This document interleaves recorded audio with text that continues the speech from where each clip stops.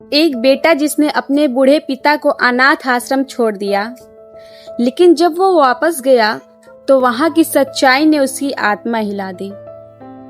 ये कहानी सिर्फ एक बाप और बेटे की नहीं है, बल्कि हमारे समाज की सोच पर एक करारा तमाचा है।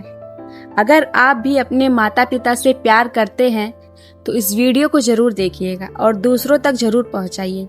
शायद किसी की सोच बदल जाए, शायद किसी का घर टूटने से बच जाए। कभी कभी जिंदगी ऐसे मोड़ पर ले आती है जहां भावनाएं ठहर जाती हैं, रिश्ते सवाल बन जाते हैं और खून के रिश्ते से ज्यादा किसी अनजान की इंसानियत भारी पड़ जाती है।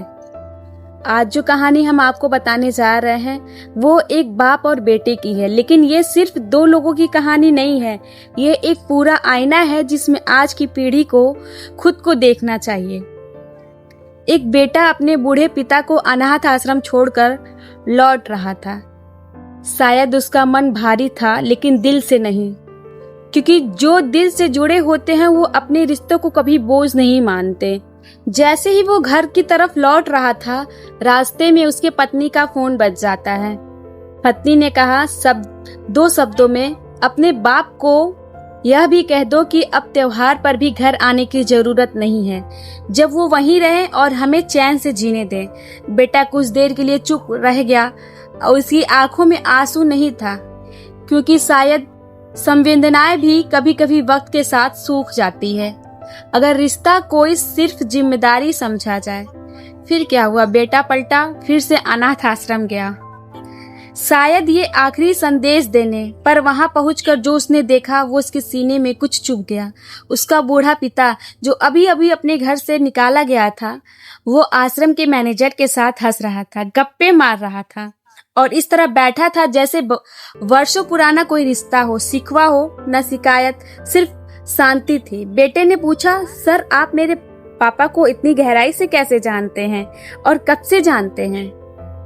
उस मैनेजर ने जो जवाब दिया वो इस कहानी की आत्मा है। उसने मुस्कुराते हुए कहा, जब ये अनाथालय से एक बच्चे को गोद लेकर आए थे, वही बच्चा आज इन्हें छोड़ गया। कहानी के उस मोड़ पर दिल थम सा गया। उस बेटे के लिए ये जवाब एक तमाचा था और हमारे समाज के लिए एक सबक।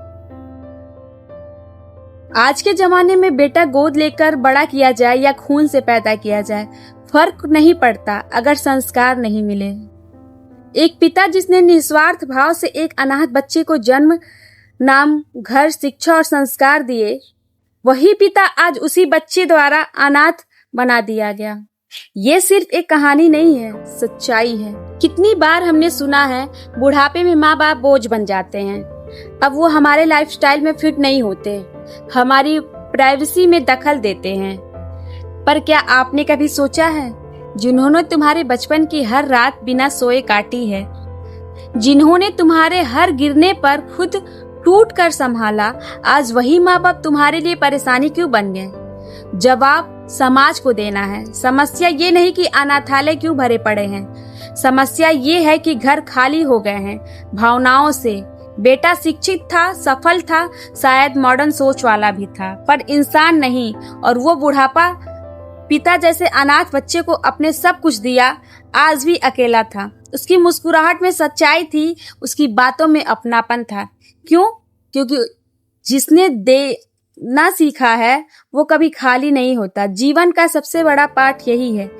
हम सब अपने माँ बाप से बहुत कुछ लेते हैं, प्यार, खाना, शिक्षा, सुरक्षा, पर क्या हम कभी वापस लौटाते हैं?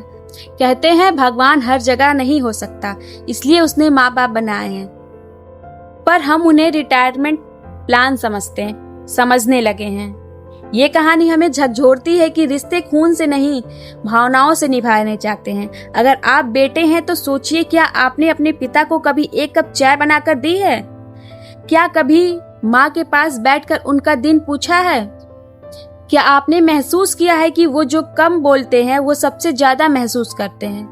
बुजुर्गों की सबसे बड़ी पीड़ा अकेलापन नहीं होती, बल्कि अपनों के बीच होते हुए भी अनदेखा होना होती है। इस कहानी का अंत बहुत कुछ कहे बिना भी बहुत कुछ कह जाता है। जिसने तुम्हें गोद लिया था, आज उसी को अनाथ बना दिया गया है।